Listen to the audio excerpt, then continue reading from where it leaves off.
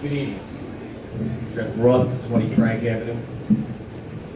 Just want to make sure everybody present here, those that know me, my advocacy never had to do with critiquing the teachers of Farmingdale. Had to do with critiquing your operations. So, from where I left off, your 3-minute Roth rule that was implemented. It's also, before the Robert Rick rule of the town of Oyster Bay, there was the Roth rule. My question about this 3-minute rule is you have 30 minutes for your public speaking portion. You started this public speaking portion at, what was it, 8:48?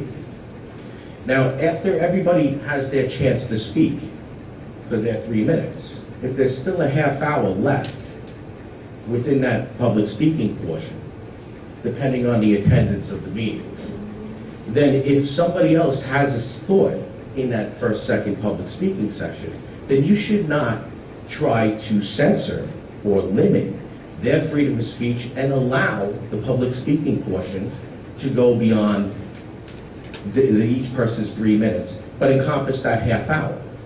On the other aspect, you have this clock here. I don't know if that's the correct time. Is that the correct time on that clock on the wall? 8:58. All right. If you're going to be limiting people's freedom of speech, then you should have some type of clock so that this way you allow it. Because if I ask a question and then you answer, how do you calculate the 3 minutes? So my question is, right now, I've spoken about, what, 15 seconds of my 3 minutes?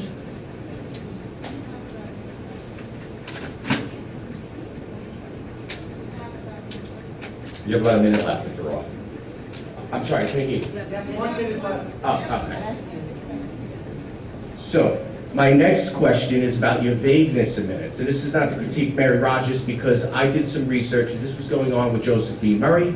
It was brought up by a former Facilities Advisory Concern citizen, CCF member, Michael Grella. And it has to do with your vagueness of the minutes. So now we're going to go to your September 13th minutes. So when I look at the public speaking portion, it says, a parent questioned the districts about the Chromebook initiative. Or there's another portion where it says, a parent requested information about the Board of Education minutes. That is vague. It doesn't even have the person who said this. I brought this up about the vagueness of the minutes. Now, either you're going to record the audio of the meetings, like other districts do, and post it to their website, or you're going to claim, you're going to claim transparency, but yet you have these vague minutes that have been going on for years. So what are you going to do about that? What would you like to do about the vague minutes? We will take your concerns under advisement.